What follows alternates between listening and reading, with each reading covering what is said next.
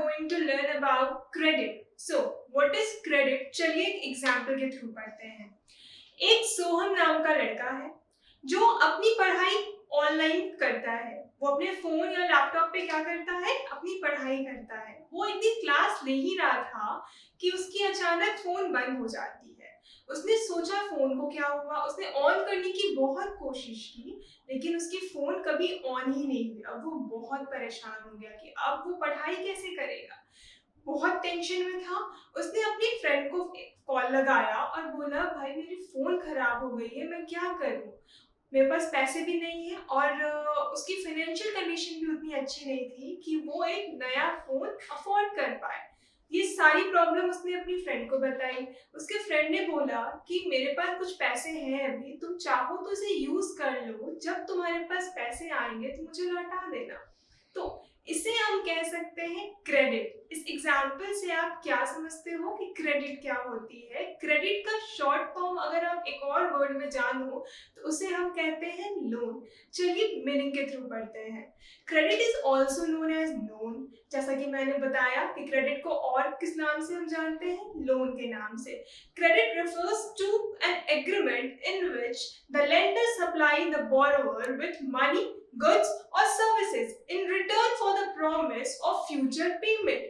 Credit में क्या होता है कि एक बोरोवर क्या करता है, किसी से उधार लेता है ये बोल के कि मुझे अभी जरूरत है, आप मुझे अभी दे दो, और जब मेरे पास आएंगे पैसे या फिर सामान तो मैं आपको क्या करूंगा, उसे वापस कर दूंगा।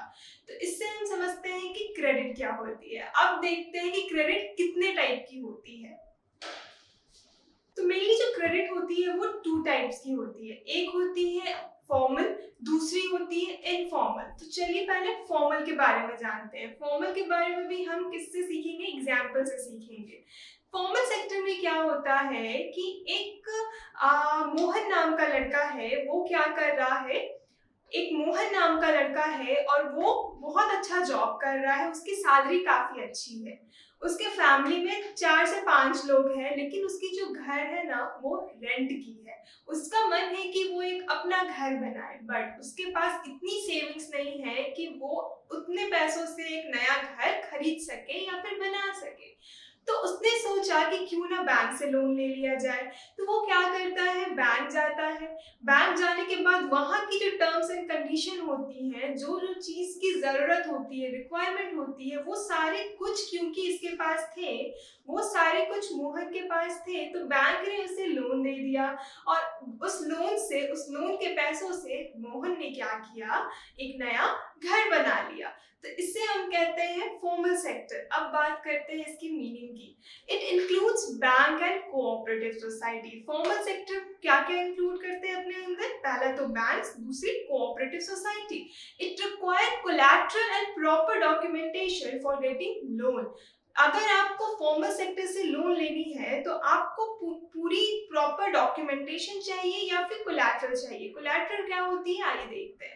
कोलैटरल आप बेसिकली एक सिक्योरिटी मनी होती है या फिर सिक्योरिटी पेपर होती है। आप कहीं से लोन ले रहे हो तो भाई गारंटी के लिए कुछ तो चाहिए बैंक को, ऐसे ही तो आपको लोन नहीं दे देगा।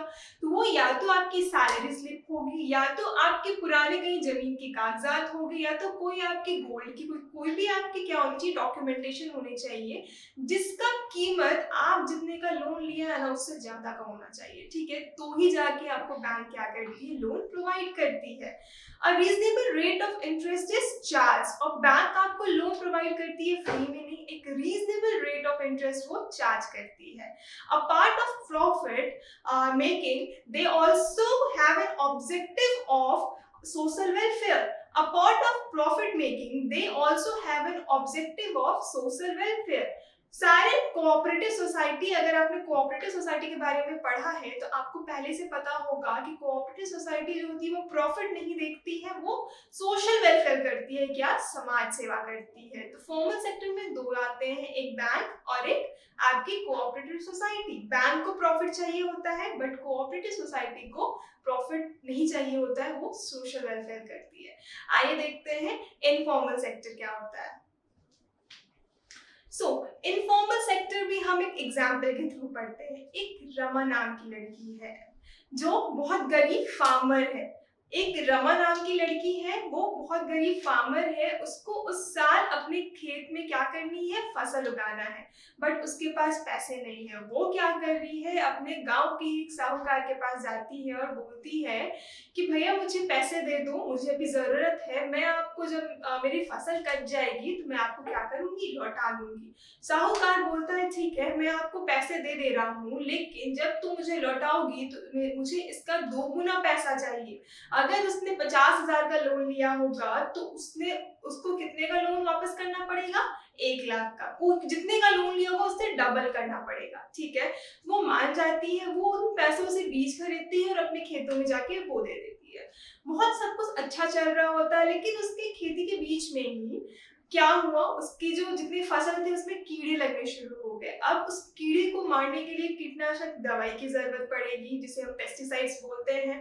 तो उसके लिए उसके पास पैसे नहीं थे, तो उसने फिर सोचा कि अब मैं क्या करूं। तो फिर ये उसी साहूकार के पास जाती है और बोलती है कि भैया मुझे एक बार और पैसे की जरूरत है, आप मुझे लौटा दो। जब मेरे पास पैसे, मेरी फसल कटेगी तो मैं आपको दोनों पैसा सूद समेत वापस कर दूंगी। साहूकार बोलता है ठीक है, तुम ये पैसे ले लो। उस पैसों से वो क्या करती है, नहीं उस पैसों से वो क्या करती है, कीटनाशक दवाई खरीदती है और अपने फसल में लगा देती है। सब चीज वापस से ठीक चल रहा था, लेकिन क्योंकि जिस साल उसने अपना अनाज बोया था, उसने खेती की थी, उस साल आपकी बारिश नहीं हुई। बारिश नहीं होने के कारण उसकी सारी फसल खराब हो गई। उसने सोचा था कि अभी वो उधार ले लेती है और फिर बाद में पैसे जाके वापस कर देगी, बट उसका तो कुछ फसल ही नहीं बचा, कोई प्रॉफिट हुई नहीं। इनफैक्ट वो लॉस पे जा रही थी। अब क्या करे, साहूकार तो उसको बोल रहा है कि मुझे मेरे पैसे वापस करो। अब इसके पास कोई ऑप्शन नहीं है, तो उसने क्या किया, अपने खेत का कुछ हिस्सा बेच दिया और उन पैसों से उसने साहूकार को पैसे वापस कर दिए। तो इसे हम कहते हैं इनफॉर्मल सेक्टर। आइए मीनिंग के थ्रू पढ़ते हैं। Informal sector include money lender, family, relatives, traders, employ and etcetera. Informal sector में क्या क्या आते हैं, आपके फैमिली मेंबर्स आते हैं, फ्रेंड्स आते हैं, मनी लेंडर्स आते हैं, ट्रेडर्स आते हैं, एम्प्लॉयज आते हैं। इनसे अगर आप कभी उधार ले रहे हो तो वो किस में आएगा, इनफॉर्मल सेक्टर में आएगा। Repeated borrowing can lead to debt trap. अगर आप एक बार से ज्यादा क्या कर रहे हो, लोन ले रहे हो, किसी से उधार ले रहे हो और पुराना लोन आप चुकता नहीं कर पा रहे हो, तो उससे आप क्या होगे, ट्रैप हो जाओगे, जिसे हम डेट ट्रैप बोलते हैं। जैसे कि रमा का आपने एग्जाम्पल देखा कि उसने क्या किया था, एक बार लोन लिया, उसको चुकता नहीं किया, दोबारा लोन लिया और उसकी सारी फसल खराब होने के कारण उसके ऊपर क्या आ गई, मुसीबत आ गई, और वो मुसीबत से बचने के लिए उसको अपनी खेत को बेचना पड़ गया। इसे हम कहते हैं डेट ट्रैप। ठीक है, अब बात करते हैं इसमें इंटरेस्ट रेट कैसा होता है। तो interest rate are very high in this sector. इस सेक्टर में इंटरेस्ट रेट बहुत ज्यादा होता है। जैसे कि आपने रमा का देखा, 50% इंटरेस्ट रेट था।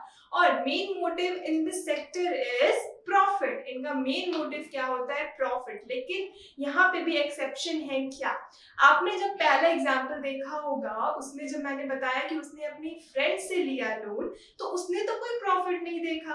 तो एक्सेप्शन है इसमें कि अगर आप फ्रेंड से, रिलेटिव से लेते हो, तो कभी कभी जो आपके फ्रेंड्स और रिलेटिव होते हैं वो आपसे इंटरेस्ट नहीं रहते हैं, तो हमेशा प्रॉफिट नहीं होता है, लेकिन मैक्सिमम टाइम प्रॉफिट ही होता है, प्रॉफिट मेकिंग ही होता है।